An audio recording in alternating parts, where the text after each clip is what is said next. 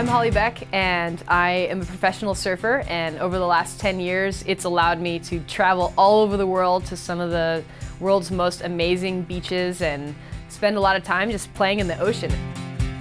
As a surfer, you spend so much time on top of the water. You know, you're thinking about what's beneath you, but not really that much, and as soon as you learn how to dive and get to swim around under there and you can see everything, you realize how much more there is to explore in the ocean. It's just an incredible feeling, and from that very first time that I saw a shark when diving, I've just become obsessed with sharks. Like, that's all I want to do is hang out with sharks, learn more about sharks, dive with sharks. And so I was really excited to go on this trip because we were going to get to swim with the whale shark, one of the biggest sharks, and obviously totally safe, no teeth at all. All they eat is plankton. And then of course the great white, which is probably the most feared shark in the world. So being able to swim with both of those on one trip, I'm just so excited.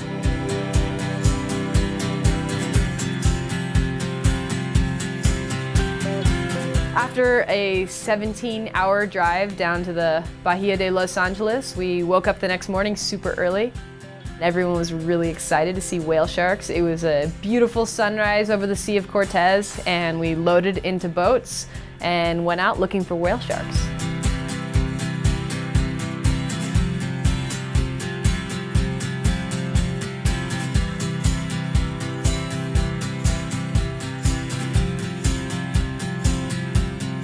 It's nice because whale sharks they like to hang out near the surface, so you just look for a little bit of a fin popping out and you can kind of see the shadow just below the surface.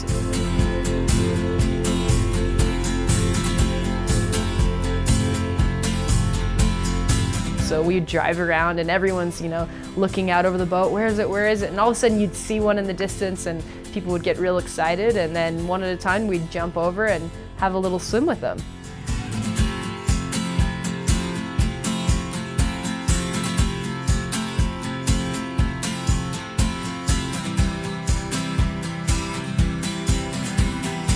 Whale sharks are awesome. They're covered in these beautiful white spots, and each whale shark, the pattern of white spots is unique, so you can actually identify individual whale sharks by their pattern of spots. And then as you go back the body, they have this really interesting ribbing that goes back along the tail. They're beautiful and they're amazing, and my favorite thing about them is that you can swim with them, you can interact with them. Today was awesome. I was so excited to be able to swim with the whale sharks and jump in again and interact with them, and more than anything else, I felt really good about being able to successfully tag the sharks. I was right there when Rachel put a tag in. Scientists are going to be able to gather a lot more data now and hopefully use that to be able to protect the sharks, so I was really happy to be a part of that.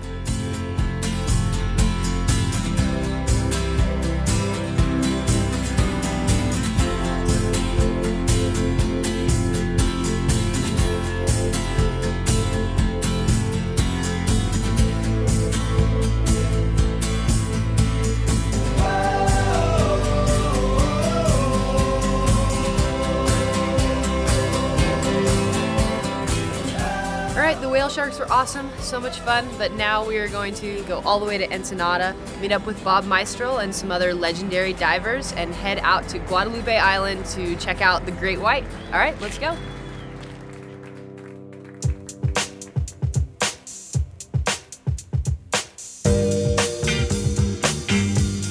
So we're driving along, we're on our way to meet the boat, to head out to Guadalupe, and all of a sudden there was this sound. This used to live on the tire, but it has sheared itself off, which is awesome. No big deal though, we're just gonna change the tire, except for some really strange reason, now the car won't start. Like, the engine just doesn't want to start, so I think the tire might not be any big problem.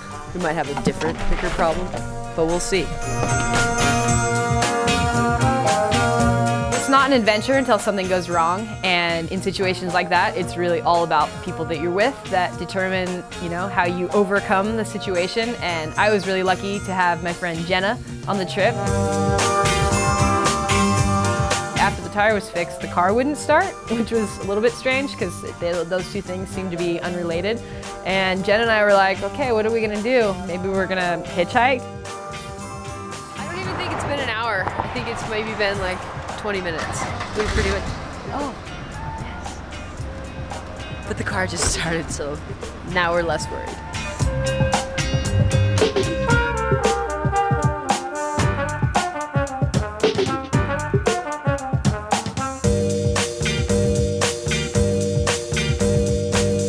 So after the flat tire scare, the car started right back up and everything was cool.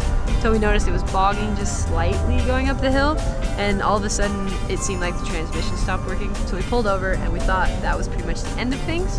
And then the car magically started working again, and now apparently we're getting oil, but we'll see if that really fixes it.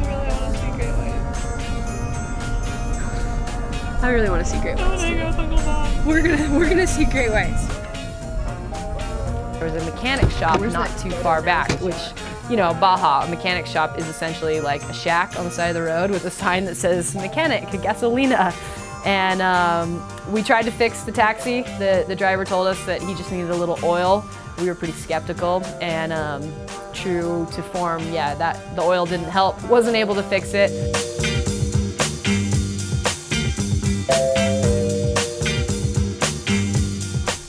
San Quintín. San Quintín, yeah, sí. Como son 180. 180. 180.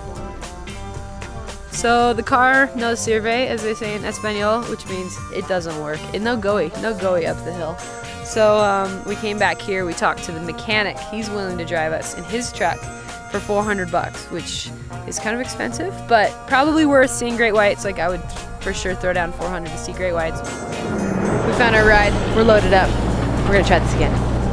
Once we finally overcame the how are we gonna get there problem, and we were all loaded at our mechanic and his wife and the son, and we had 6 hours to Ensenada, but we knew we were gonna make it in time, and all I could think about was tomorrow we're gonna be diving with great whites. Now we're finally on the boat, but the rest of our crew's missing, so we're waiting to meet up with Bob Meistrel and some other dive legends, but I don't know if I'm gonna be able to wait up, so I might have to fall asleep. But I'm gonna be having dreams or nightmares about these cages right here, because that's what we're gonna be in tomorrow, seeing great whites. It's gonna be pretty sick, I think.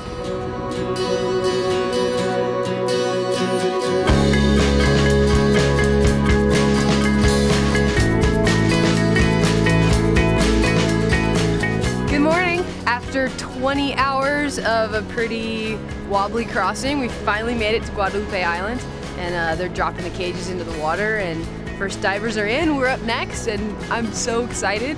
I'm not totally awake yet, but I think once the espresso kicks in that I just drank, I'm gonna be like ridiculously like bouncing off the walls excited. Getting into the shark cage is this really interesting experience, and you know, you get in, and it's pretty much just big enough for like you and 3 of your friends and the dive master to all be in there together. And you just hear this thunk, thunk, thunk, thunk, thunk, as like little by little the cage is lowered down. You go down to 40 feet and the visibility is unbelievable. The strange thing about being in the cage compared to all the other diving I've done is that you can't really see anything. I mean, you're not seeing rocks or the bottom below you. It's just this blueness all around you. It was really cool. A sea lion showed up, and just watching how graceful they are underwater. My favorite thing about these cages, and I didn't know this before the trip, is you can actually get out of the cage. There's like a 3-foot square trap door on the top of the cage, and you can climb out of that and just be out, totally unprotected. I mean, you have to actually stay touching the cage. You're not allowed to just like jump out and start swimming. But yeah, you can be totally unprotected with knowing that there's 100 great white sharks like out in the water around you.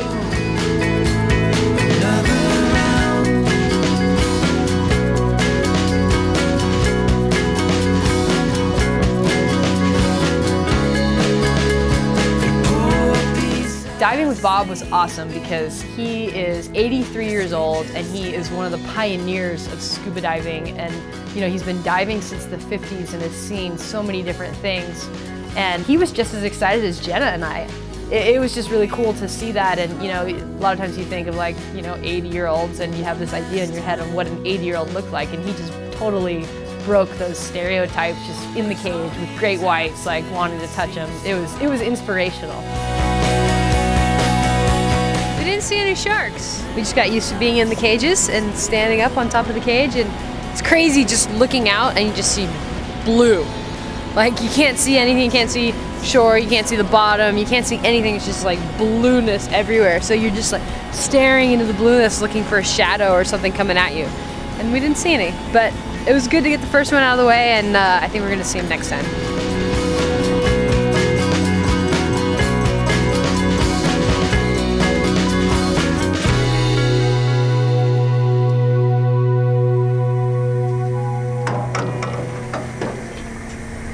We've had a fantastic time. The crew is just absolutely excellent. The food was unbelievable.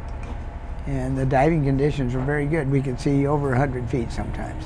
And day 2, we finally got to swim with some sharks.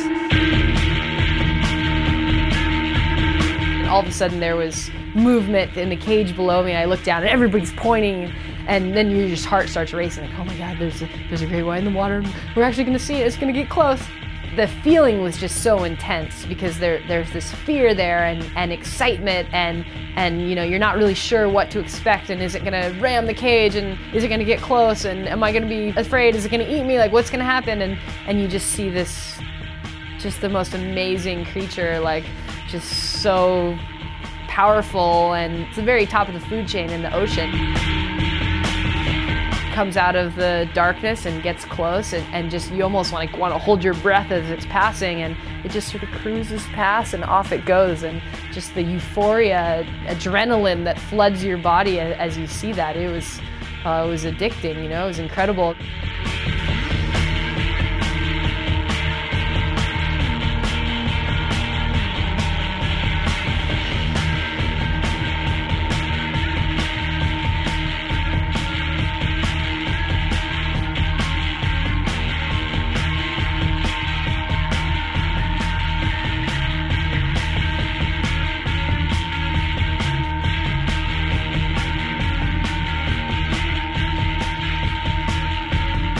This dive was awesome. We got to see a great white, and it was really exciting, and now I want to see more. Big sharks! Finally! Finally. It's awesome. How many? We have 3 big females circling around the cages right now.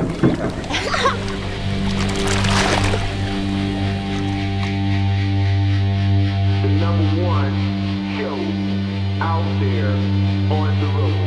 The greatest show. Our last dive, there was no waiting. I mean, right as we got into the cages, there were already sharks circling, and by the time we got to 40 feet, there were 3 sharks actually circling, coming in and out of visibility, like passing the cage, and it was incredible.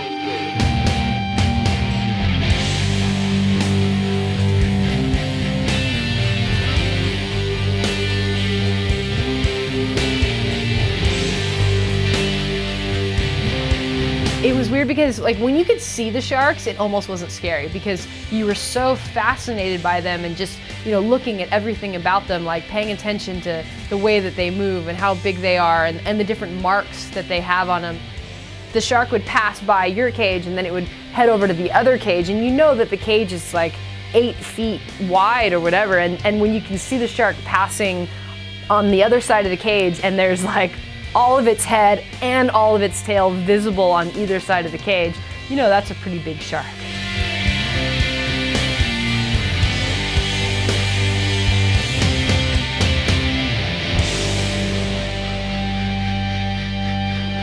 As for the set up under this show, I want the stars that's gonna be in the Coliseum, that's gonna make the people sway and rock and clap their hands to the beat and get up and dance. It's clear that they don't want to eat us. I mean, if sharks wanted to eat people, we'd all be dead. We were standing on top of the cage, totally unprotected, and a big great white shark passed within 3 feet. I mean, you could have reached out and like pet it, and there was never any sign that it wanted to eat me.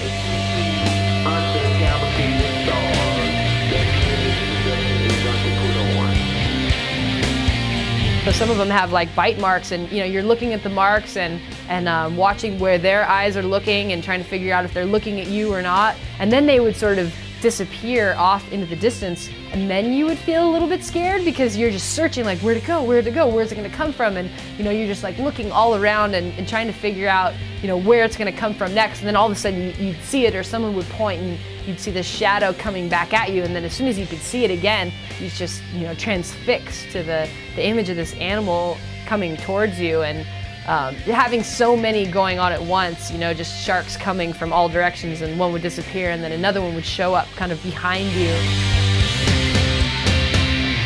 Jenna and Bob, they were super excited too, and afterwards, when we were our way back up to the surface, it was our last dive, and we were just all underwater, like we had a little dance party going on, and just everybody was so stoked with the experience, and yeah, it was incredible.